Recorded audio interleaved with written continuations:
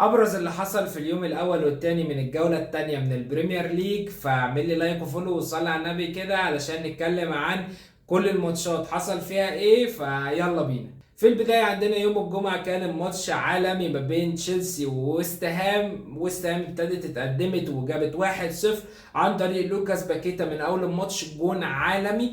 ولكن تشيلسي نزلت وما كانش في عندها اي رحمة وترد عليهم بخماسية 5 تجوان. جواو بيدرو جاب جون واستيفاو جاب جون وكل اللي معدي يا باشا جاب جون، حتى الشالوبا جاب جون. ولكن للي بيلعبوا الفانتزي وملاك كول بالمر فهو للاسف اتصاب قبل الماتش وخرج ونزل مكانه استيفاو من قبل حتى ما الماتش يبدأ، ما جابلكش نقطة حتى. بعد كده كان عندنا في تاني يوم اولى مفاجآت الجولة واولى مفاجآت اليوم ما بين توتنهام ومانشستر سيتي باكتساح لتوتنهام بثنائية 2-0 عن طريق جون من الاجوان كان جونسون. فحتى الجون التاني لا ريتشارلسون ساهم ولا قدوس ساهم ولا بيدرو بورو ساهم ولا فان ديفين ساهم.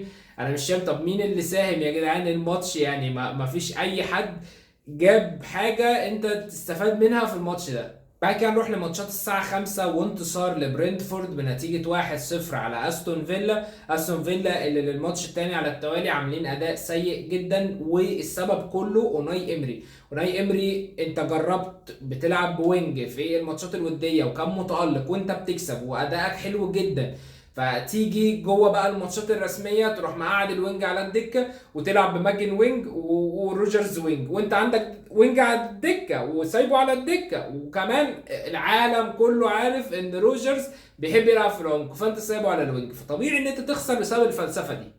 وفي مسك الختام خماسية أرسنال قدام ليدز يونايتد، وكانت حفلة بقى يا باشا. ساكا جاب جون وتمبر جايب جونين وأسيست وجيوكيريس جونين وكالافيوري أسيستين، فاللي عنده مدافع طلع بكلين شيت، واللي عنده جيوكيريس طلع بجون، واللي عنده ساكا طلع بجون، واللي عنده تمبر طلع بجونين وأسيست وكلين شيت وبونص وإيه فرح فرح. ولكن اللي عنده ساكا مش هيبقى مبسوط قوي. سجل له هدف ولكن طلع مصاب وشكلها ممكن اصابه تبقى مطوله شويه لحد التوقف الدولي، فممكن ما يلعبش ماتشين كمان. وبس كان كل فيديو النهارده. اعمل لي لايك وفولو عشان تشوف كل جديد عن فيفا وعن الكوره وعن الفانتسي. سلام.